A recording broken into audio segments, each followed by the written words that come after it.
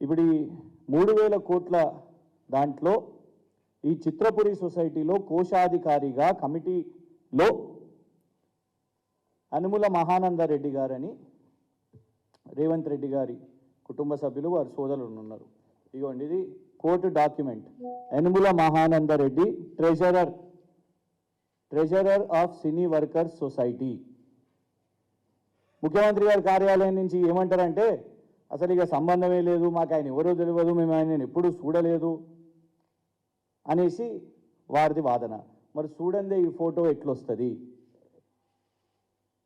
మీకు అసలు పరిచయమే లేకపోతే, ఆయనను ఎప్పుడు కలవనే పోతే, అసలు మీకు ఆయన ఎవరో తెలియకపోతే మేము ఛాలెంజ్ చేస్తున్నాం.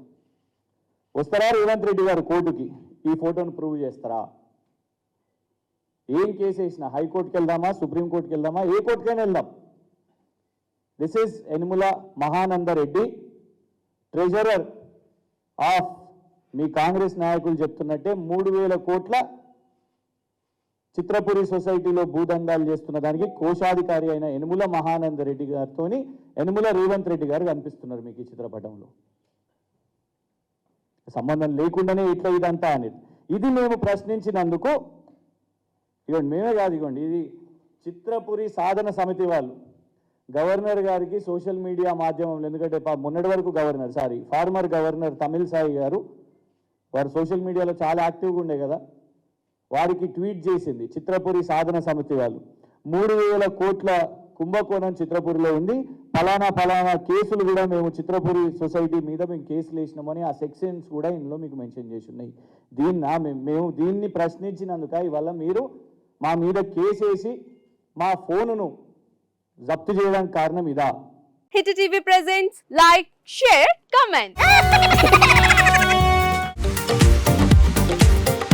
టీవీ వాళ్ళకు కూడా నేను ఒక సర్ప్రైజ్ ఇద్దాం అనుకుంటున్నాను. మీరు మాత్రమే జెస్సీ ఎందుకు అయ్యారు? ఇలాంటి అమ్మాయిలకి పిలవడానికి బాగుంటుంది.